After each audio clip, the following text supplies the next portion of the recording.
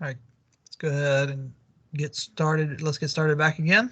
All right, so what we talked about last semester was we talked about how strings were immutable. And I said, that's not really something that you need to know the word itself, immutable, but rather more that what you needed to know was what an immutable object is, what it does, right? And so what an immutable object is basically that the object members cannot be changed. Okay, so remember that a string class, string object is immutable. It means that you cannot change a single character in a string. But you can change what the reference variable points to. Right? So you can change its value, but you're really just changing it to another string object. Okay, so for those of you, some of you may have had some programming experience with C. You may have had some programming experience with C, and so what you found was that you could change an individual character in a string in C, but you can't do that in Java. All right, so if we make all the different objects, all the different parts of a class private and cannot be changed because you don't have a set method, then that class becomes immutable. Then basically all the and the objects created from that class all become immutable as well. All right, so now a class with private data fields does not necessarily become immutable just by itself. Okay, what I'll show you is an example of that. What we'll do is we'll show you example here. Let's see there. Okay. Oh wait, this is an example of an immutable class, right? Or an attempt at making an immutable class. All right. So now notice that a student is ID is private, his or her birth date is private. We set these values, right? Using the we set these values based on their social security number. That's an American thing. This would be like a Kimlik number here. We pass it a year, a month, and a day. We can set these values. We can get those values, but we can't change them once they're set. Then we might have a birth date class where we pass it a year, a month, and a day. All right. So here, right now, when we get the birth date, because what we're returning is an object, we're returning an object of type birth date. If we change the year of the birth date object, right, we can change a part of what's inside of the student object information.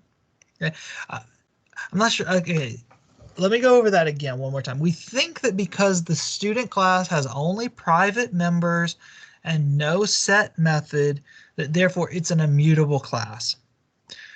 But the problem is that one of the things that's inside of this class is this birth date object. All right, we create a birth date that has a year, a month, and a day. Now, when we return that birth date object, we get a pointer to the thing that was created here, the object that was created, which means that we can now change the year inside of the student's birth date. So even though only private members, we can still change some information inside of it. So this is not completely immutable. Okay. We not only have to have private members and no set methods, but we also have to be able to have no get methods that give us a reference to something that can be changed. Okay. Because birth date can be changed, it has a set year method. Because birth date can be changed, this returns something that is changeable, which means this becomes a not immutable object. Okay, not immutable class. Okay, so in order for a class to be immutable, it has to have all data fields private, no set methods. So mutator, it means set. No set methods, and no get methods that give us a reference to an object that is changeable. Okay. All right. We don't usually deal a whole lot in immutable objects, but there are some times where we want to be able to have them. Strings are an example. Okay. Now, scope of variables is where can they be used? Now, scope of a variable is if an instance variable, one that's created for a class, the entire class can be used. It can use the variable. The scope of a local variable, something inside of a method in a class, can only be used from where it's declared until the end of the block. Now, you guys remember this from last semester, where you declared, sometimes you could declare a variable inside of an if statement, inside of a loop, and that variable was only used inside of the loop. If we tried to use it outside of the loop or outside of the if statement, the compiler gave us an error. Right? We got a big compiler error saying, hey, this variable doesn't exist. All right, so understand where the scope of variables are. They can only be used inside of a block in which they were created. If they were created as a class variable, right, then the entire class can use them. Right. One thing I showed you guys last week was the this keyword. If we want to reference a class variable, we can use the this keyword, this dot whatever variable, to make sure that we know which variable we are using. Okay. All right. So I showed that using the get and set method. All right. We can also use the this keyword to invoke, to call a constructor of the same class. We'll see an example of that in just a moment. So here, what we have, if we said I equals I, the compiler would say, I don't know what do you mean I? All right. So we can say, I want a variable called I want to pass a variable called I to the method. And here I use the this keyword to say I want to set my instance variable I want to set this variable I to be whatever the value passed is. This does the same thing. All right, where we have a class name dot variable equals whatever the variable passed is. Okay. This is very common to basically just be able to copy and paste code to do the same thing over and over again. So like if you have 4 or 5 class variables that you want to be able to create a bunch of set methods all at once, you can just do that using this methodology, this format. Okay. So when we call f1.setI, we are using the f1 this. All right, so when it gets this value of 10, we're saying the f1 value of I needs to be 10. When we call f2 set I, we're saying the f2 is what this is there. Okay. We can also use the this keyword to reference a constructor. So let's say we want to have a constructor that takes a variable. But what if we want our users to be able to have a constructor that doesn't take a variable, that has a no argument constructor? Well, we could say, okay, this, and call it with whatever our default value is. So this is yet another way of what we talked about before about how to have a default value of 1 for the radius. This is a third way that we're showing you of how you could have a default radius of 1. And the reason why we might do it this way instead of just, you might say, wait, Hojam, I don't understand. Why don't you just have in the no argument constructor this dot radius equals 1.0?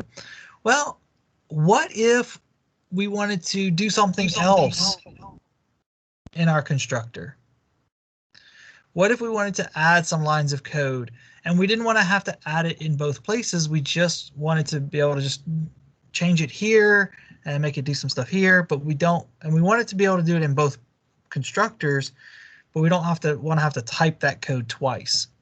Well, if we do this, right, if we have this parentheses 1.0, then what happens is when we change this one argument constructor and we change it and add a line of code here, it effectively gets added to both.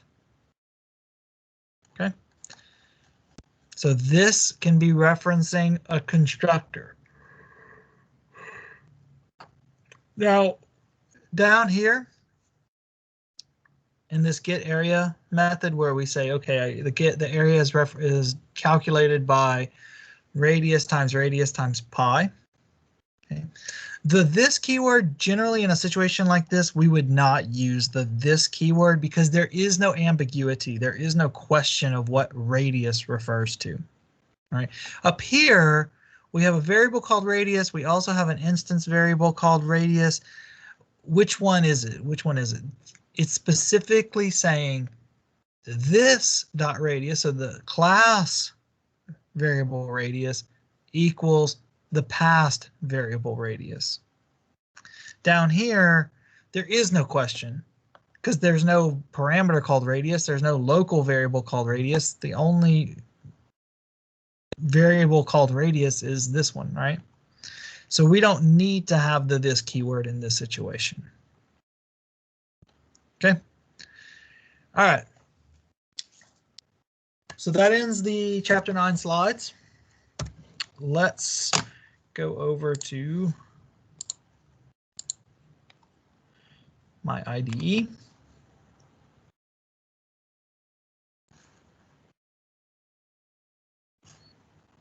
As soon as it decides to come up.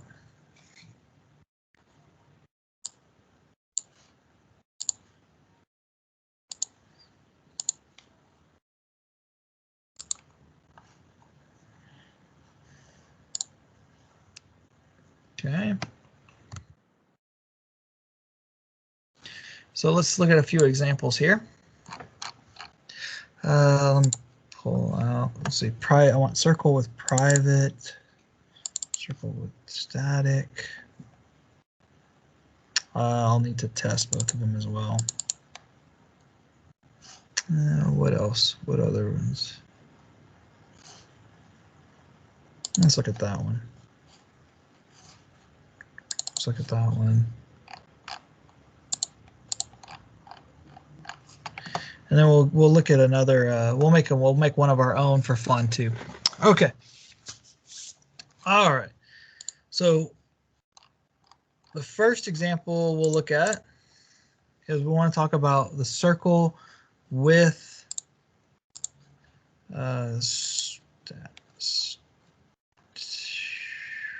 private. Let's do the static numbers.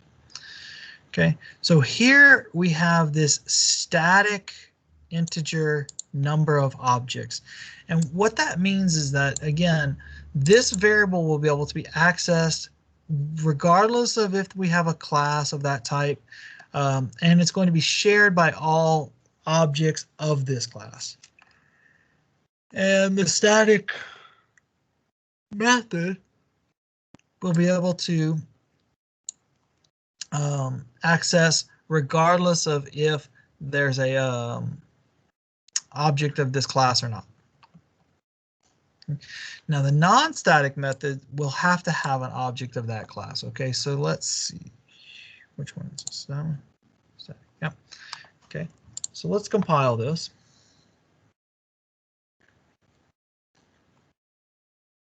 Okay, we're going to run through and debug here for a moment. I didn't put a breakpoint. Okay, so now we're going to say, okay, so before creating the objects, what's going to happen? We're going to go and find out what is the number of objects. Well, how many? We defaulted it to 0. All right, we said before any objects are created, we're going to say the number of objects is 0 because we haven't created any yet. Right? But now when we step inside of this constructor method for the circle, we gave it no parameter, which means we're going to have a default radius value. And we're going to increment the number of objects. We're going to say we're going to create another object. We're going to create another circle. Okay, we're going to create a circle.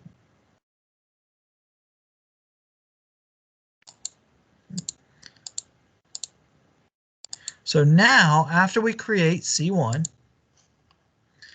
the C1 radius is 1.0, and the number of circle objects is 1, which is what we expect, right? We created a circle. We created a circle. We therefore incremented the number of objects. Now we're going to create another circle, C2. Now this time, instead of calling the no argument constructor, we call this constructor with an argument. Notice that it does the same thing, right? It does number of objects, right? Right. This would be an example of what I ended the slides on, which was where what we can do is we could have had a single constructor, right, that had this number of objects plus plus and just called it from here, right? So the way we could have done this is we could have said this 1.0, right? And then that way this line would be executed either way, right? But that's not how they did it for this example, and that's okay, right? Multiple ways to do the same thing. All right, so now how many objects do we have?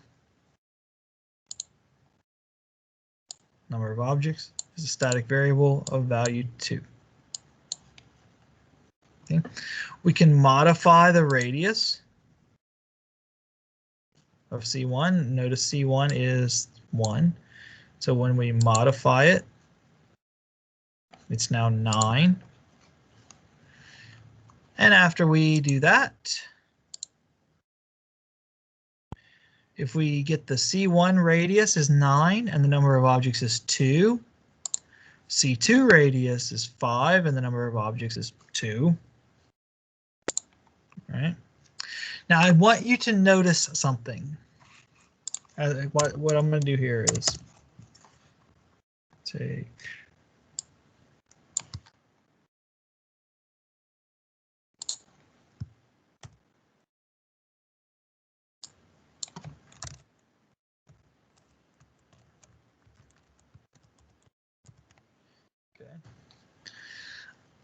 I'm going to create an additional 1, 2, 3, 4, 5, 6 of these.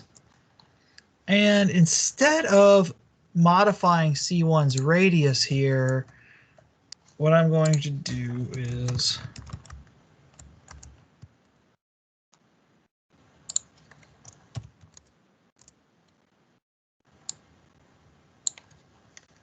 modify its radius like this now.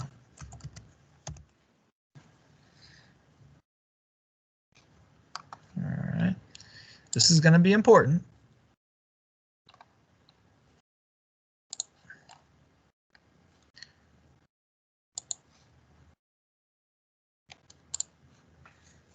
Okay. Because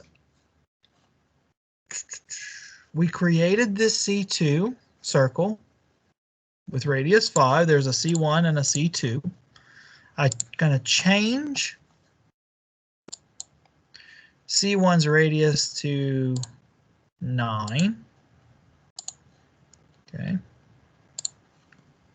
After creating C2 and modifying C1, what's C1's radius and what's the number of objects? How many circles do we have?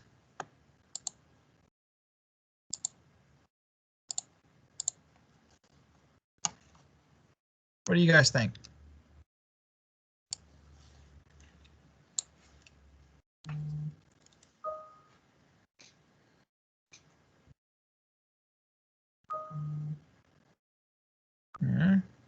Some of you guys saying radius 9, object 3.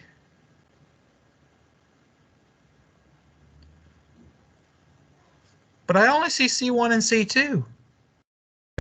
How can I have 3 circles?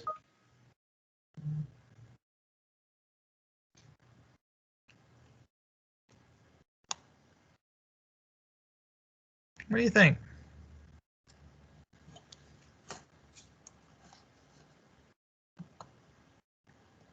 No one else gonna venture, I guess. All right. So for those of you who were the first couple of answerers, yes, there's 3, right? Right.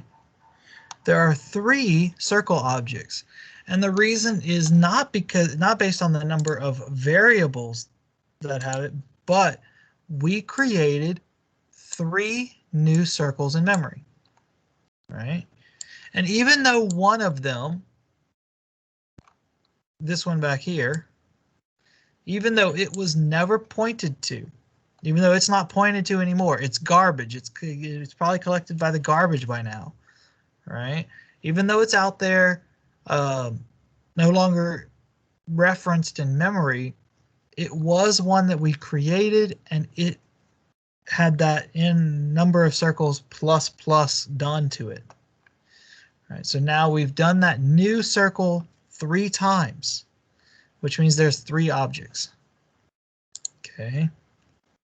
So if we do this again, notice, even though we're not assigning it to a variable, right? We're not assigning it to a variable. We're just creating a new circle. That's all we're doing. We're basically creating a new circle and not pointing to it. What's the point? This is no point. That's right, Osla. When we created it up here, it had a specific address. It was an object in memory, we pointed to it.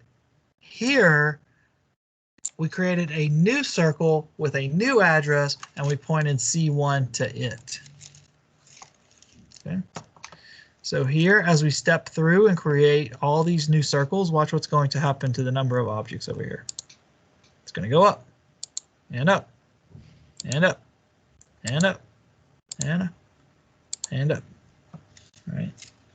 So we end up with 9 total circles that we created. The original 3 up there plus 6 more right here. Okay. So even if we don't point it to, even if we don't assign the reference to any variable, all right, it still was created, and therefore the number of objects got incremented. Okay. One other thing I wanted to show in this, and I totally forgot, was noticed that I don't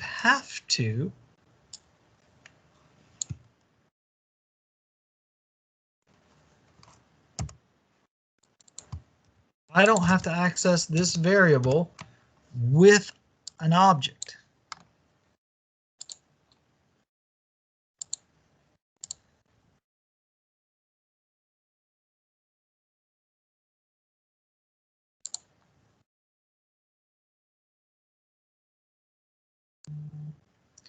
No, that's and that's the point, is that we cannot get to these objects in memory because we don't know where they are. We didn't assign their reference to a variable, so we don't know where it is. It would be kind of like what we would normally expect would be like int. That's what we would expect. Right? If we did this, can we reach that value 2 in our program? No. Right? We can't get to that value. There's nothing wrong with this line of code. The compiler should accept that. But yeah, the compiler should accept this value, should accept this line of code, even though the value cannot be reached.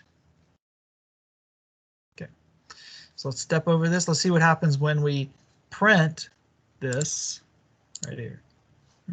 Notice it's the value 9, the number of objects, because we accessed this variable without having to have an object of that type. Okay. Make sure this compiles.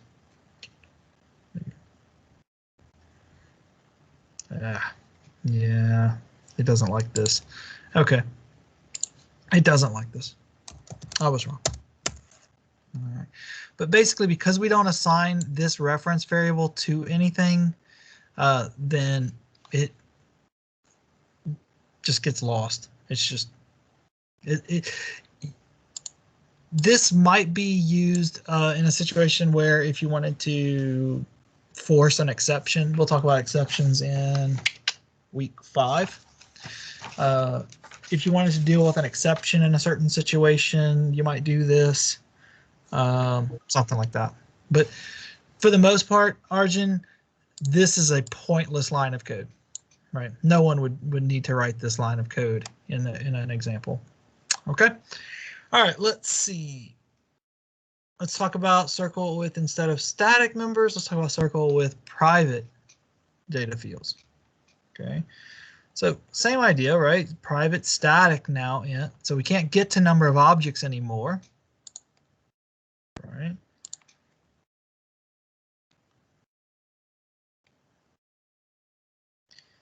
So we compile it. Let's see. Notice now we have a get radius and a get area method. All right. Set radius. Now, before, what we showed you before with this, with the, right, was we could set the radius using just by assigning the value. All right. But if we try to do that with the private, let me close these out so I don't get confused. Right. But if we were to try to do that here, okay, so we create a circle, my circle with radius 5, and let's say I tried to increase the my circle radius equals. Let's just try to set it to something else. Okay. If I were to try to compile this, it's going to give me an error. All right. It gives me an error because it's saying radius has private access. Some compilers will tell you if you spelled it wrong, for example, it would give you the same error as if you had spelled it wrong. Like if I try to compile this,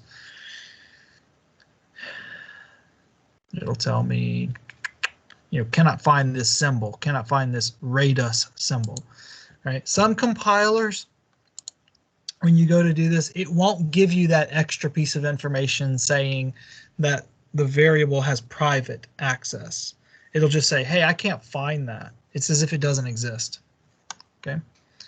But the point is, this is so that we can't set a value to like a negative value or something like that. We control what the value can be. So if I remove that line, actually, let me not just straight remove it. Let me just comment it so it still is there. So if we compile this, it's going to compile fine, because if we wanted to find out if we wanted to increase the radius value by 10%, for example, we can't just do that using radius, right? Like this. Because why? Because we can't get access to this value, right? It's private. So we have to get the radius value, multiply it by 1.1 to increase it by 10%, and then take that value and set it to that value. So if we compile this,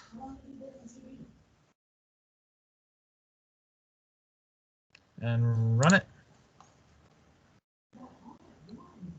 Okay.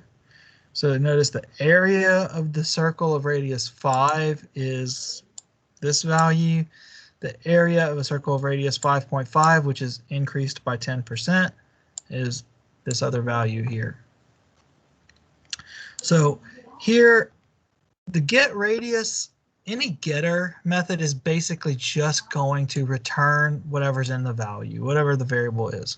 Okay, that's basically what the get method is going to do. The set method, however, we can control, right, what our new radius is, right? So if we give it a variable called new radius as a parameter, if we try to give it a value that is not valid, that's not okay, we can do a number of things. We can generate an exception. Again, we'll talk about that in week 5. Or we can set it to some default value, right? All right. Now notice here, though, the constructor does not put that requirement on us, right? So there is a slight problem in here. So let's see, let's say we did negative here.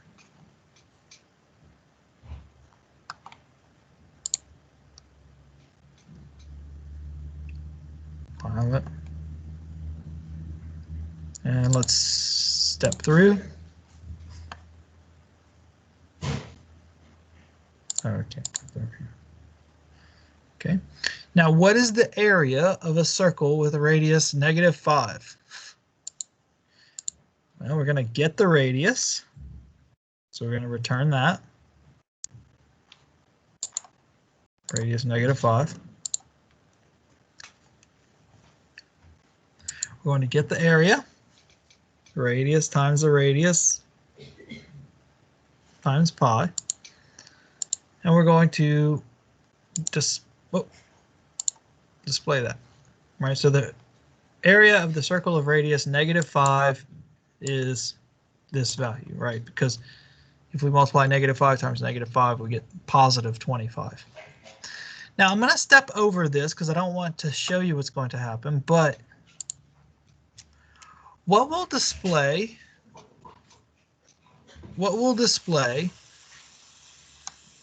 when I run this line of code? What is the radius and what is the area?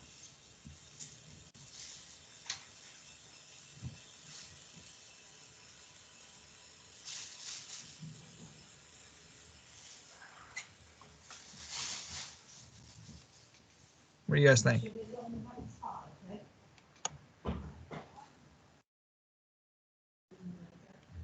So we called the constructor with -5. We got an area of circle, a radius -5. Then we set the radius to a value of current radius times 1.1. What's going to display here?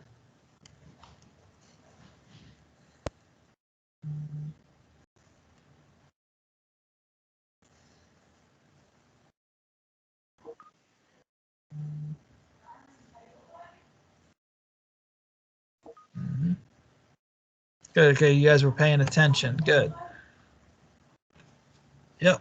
So if I see what displays, there you go. All right. right? The area of the circle of radius 0 is 0.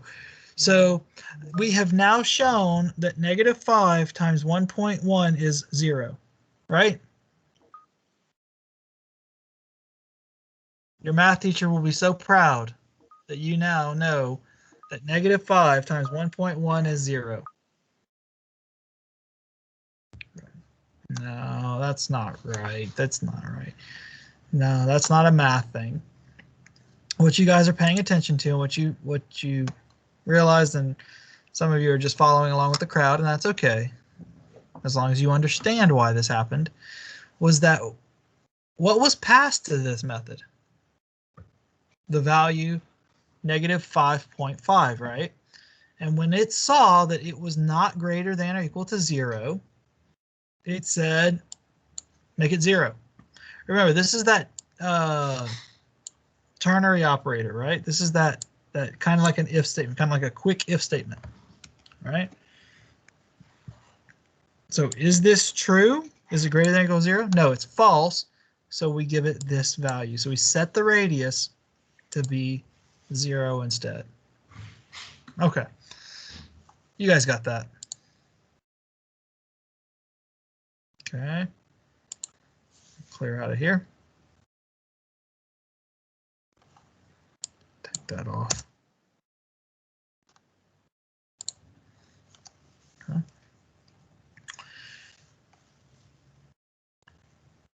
All right, so we're gonna, so here, this example, we create 10 random, let's see, an array of 5, so 5 random circles. All right.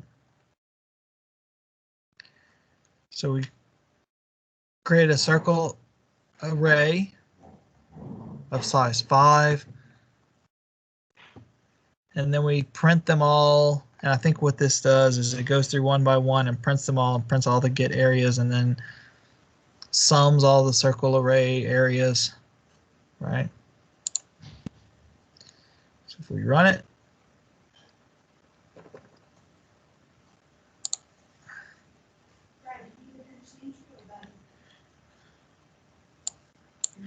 so what happened was we created 5 random circles, all right? Each of them having a specific area, and then the total area was whatever the sum of all these together is, right?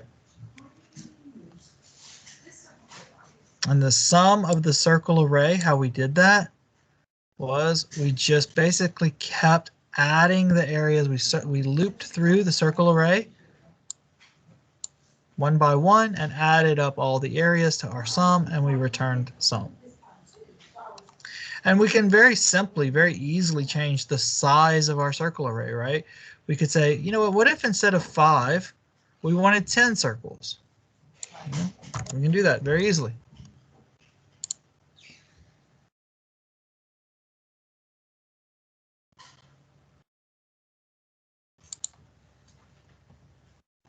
All right. Now we have a new set of 10 circles now instead. All right. And they use the math.random method, so unfortunately we cannot show the seed. How if we changed it with we use the same seed value, how it would end up with the same set of circles. But that'd be a future example we can do. So here we saw an example where we took a circle array, an array of objects, right? We said, I want an array of circle objects. We'll call it circle array. And just like you did with integer array, string array, whatever, you just give it a value here, a size. But then notice that here, to put a value in that array, we had to create a new circle, right? A new circle object using the constructor. And we passed it a value here. Now what would happen if I did this? Let's change this back to 5. Okay. What would happen if I did this? I took this value out of here. Am I going to get a compiler error?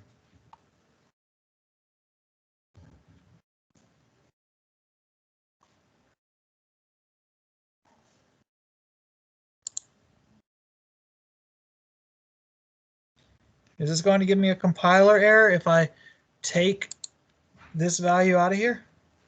Take this away.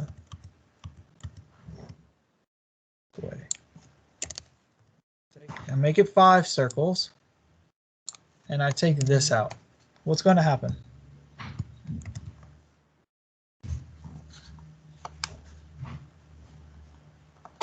Well, let's see what happens. All right, no compiler error. That's good. If we run it, yep, all of our radiuses, all of our radii. What is the plural of radius? Radii. All right. Yeah, all of them got the radius of 1 because it wasn't random. It was the default constructor, like some of you are saying. Okay. All right. So that's how we can create an array of objects. One more example, and then we'll do another break, and then we'll have one more set of, we'll introduce chapter 10, but we won't complete it today. Okay. So here we're going to pass an object to a method. And this one's going to be a fun one. Okay, ready? Let's see. So what we're going to do is let's kind of step through. Let's walk through a little bit. So we're going to print the areas for different radiuses, whatever. Okay. We're going to print areas for my circle. So we're going to pass to a method called my circle. A method called print areas, and we're going to pass it two things. My circle, a reference to a circle object that we created up here, and an integer. Let's take a look at that print areas method. It takes C, a circle with private data fields object, and an integer, times. Right. While times greater than or equal to 1, we're going to print the radius and the get area, and we're going to set the radius to be whatever it was plus 1. So let's take a look at what happens with this, okay? They're good.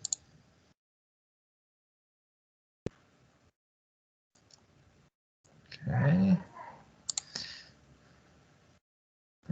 The reason I want us to look at this specifically is because notice that we have this n equals 5, my circle. Notice its address. Okay. Address is 298. Its radius is 1. Okay. We're going to step in. Wait, notice it's the same address, right? Same address, same radius. All right. Times is the same value as n. N was 5. All right. So we're going to print radius and area, radius and area. Times is greater than 1, greater than or equal to 1? Yep. We're going to print the area, the radius and the area, the 1 and pi, basically. Now we're going to set the radius to be whatever the radius was plus 1. Okay. Times minus minus to make it 4. So we're going to do it again. Now the radius is 2. Times that. Radius is 4, and we show that. All right. So basically what we're doing is however many times it is, whatever n is, we're going to print the radius from 1 to whatever n is. Okay. Now the radius is 6 because we did add 1 to it. The times is 0, so we're done with our loop. So now when we come out here, what is the radius for my circle going to be?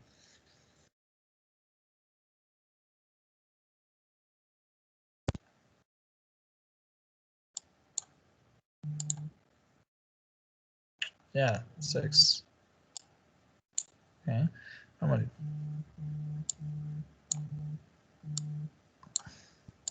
I don't want you guys to see this next part. Oh man. I want you to see this next part. Okay. Follow-up question. What is n going to be?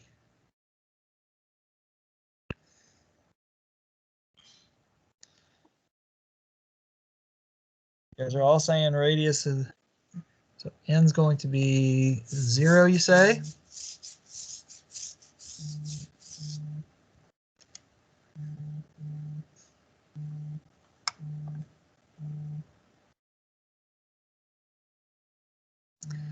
All right.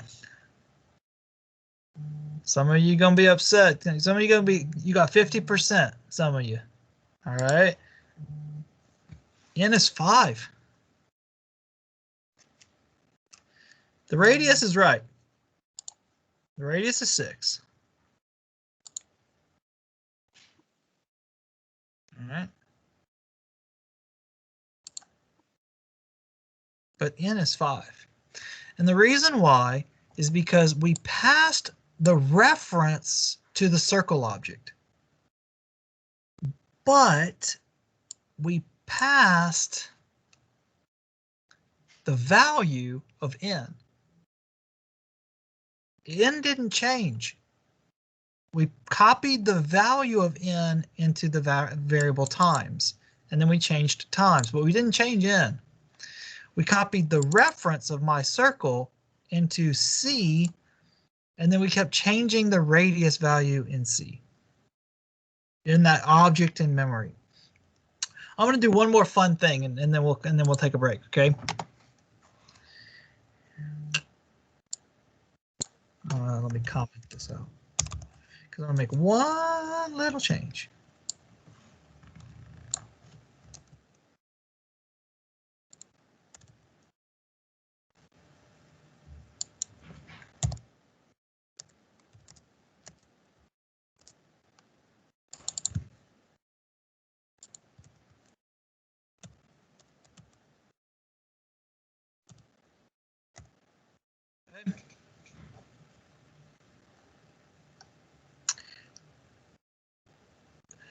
Muhammad Fatih, actually, well, we can see that, sure.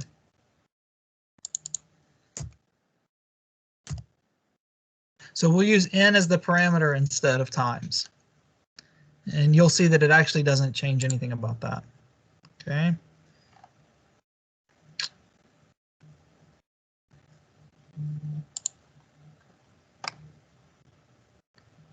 Let me take this out of here. Because what I want you to notice, look at what happened. Up here, for the first time we ran it, 1, 2, 3, 4, 5 with all of the areas. 1, 2, 3, 4, 5 with all of the areas. But the question is, now, what is the radius of my circle? And what is n? Well, n is easy. It's on the screen for you. But what is the radius of my circle now? Now, this is how we did it. Notice it did the same thing. It produced the same output. Is the radius still going to be 6 like it was before? Up here it said it was 6. Is it still going to be 6?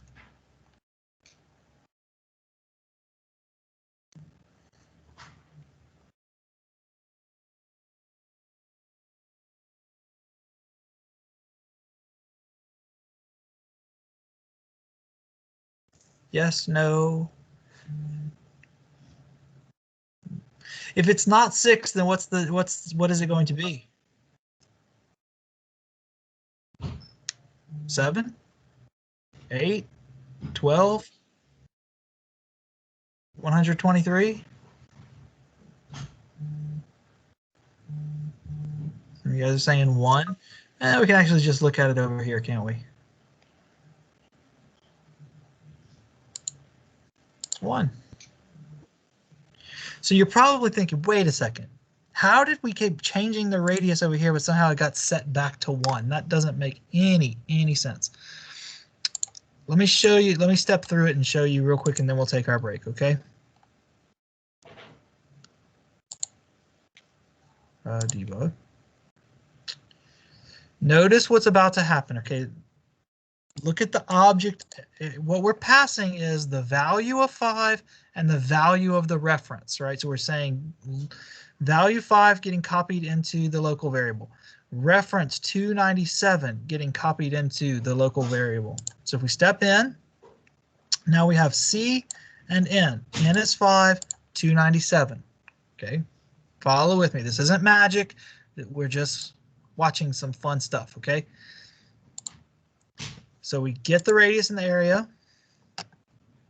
All right, we display that.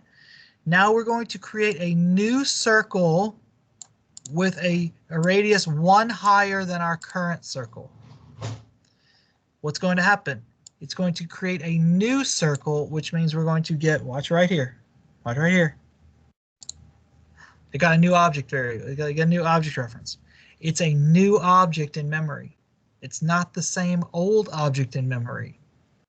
Does that mean that the old object in memory is lost? No. The reason why the old object in memory, that 297, isn't lost, my circle up here in the main method still points to it. Okay. So now as we step through this, the n goes down. We're going to get a new object. 336 is going to get changed, right, to 337. That's going to get changed to 338. We're creating new objects, creating new circles, lots of new circles, circles for everybody, right? Let's just create all the circles we want. Okay, now this is false. We've created a bunch of new circles. We pop back out. My circle still points to the old object. And that old object had a radius of 1. We never changed it. N is still 5 because it's a different variable from this n. All right. And the reason why I want you guys to see this, the reason why I made such a big point of putting this out, is it would be tempting, very tempting to think that because this output is the same as this output is the same as this output, and I think that's the only times we ran it, right? Yeah, because all those outputs are the same, they must be the same code. But as we just saw in what I did by changing it, there were some big differences between what was going on inside of the code, right? So just because the output's the same does not mean that the code itself is the same. We have to be very careful not to assume that because output is the same, code must be the same, okay? There are lots of ways to produce the same output. All right, so I'm going to return this back to the way it was before. What I'll do is I will leave this here, but I'll put that back there. And I'm going to change this back to times.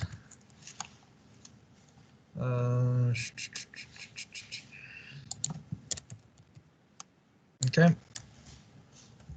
But one of you had said that changing it to n would do that. The same name in a sub method as in the main method doesn't mean it's the same variable. Okay. All right.